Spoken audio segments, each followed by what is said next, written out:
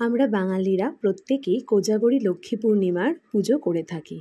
এই দিন প্রত্যেকের ঘরে ঘরে লক্ষ্মী দেবীর আরাধনা করা হয়।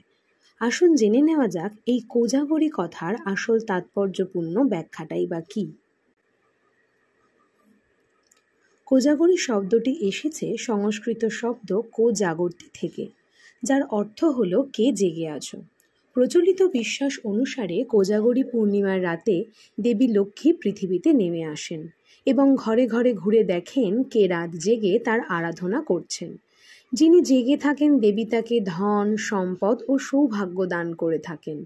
এই রাত জাগরণ বা জাগ্রত থাকার ওপর জোর দেওয়াই এই ব্রতকথার মূল উদ্দেশ্য। কোজাগরী লক্ষ্মী পূজার প্রধান ব্রতকথাটি সাধারণত একটি দুঃখী রানী ও এক রাজার গল্প। এক রাজা সত্য পালনের জন্য তার ভাগ্যে থাকা অলক্ষ্মীকে কিনে নেন।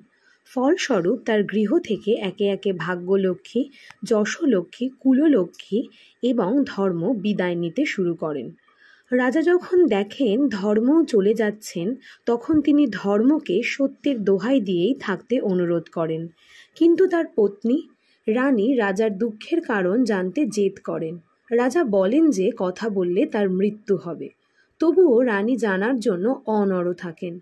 রানীকে পরীক্ষা করার জন্য রাজা তাকে গঙ্গার তীরে নিয়ে যান এবং কথাটি জানতে চাওয়ার জন্য প্রহার করে জঙ্গলে ফেলে দিয়ে আসেন। রানী তখন অরণ্যে অসহায় অবস্থায় কাঁদতে থাকেন। দিনের পর দিন তিনি চরম কষ্টের মধ্যে কাটান। দেখতে দেখতে আশ্বিন মাসের পূর্ণিমা তিথি আসে। এক সন্ধ্যায় রানী দেখেন কিছু মুনিকন্যা সেখানে পিটুলির লক্ষ্মী ঠাকুর গড়ে ফুল নৈবেদ্য দিয়ে পূজা ও রাত জাগরণ করছেন। রানী তাদের পূজার কারণ জানতে চান। মুনিকন্যারা বলেন এটি কোজাগরী লক্ষ্মী পূজা।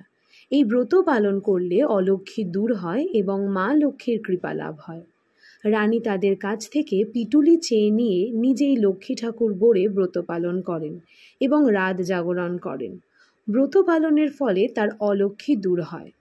ব্রতের প্রভাবে রাজার কাছে অলক্ষ্মী আর টিকতে পারে না। রাজা তার ভুল বুঝতে পারেন এবং রানীকে ফিরিয়ে নিয়ে যান। রানী লক্ষ্মীর কৃপায় আবার সুখে শান্তিতে বসবাস করতে শুরু করেন।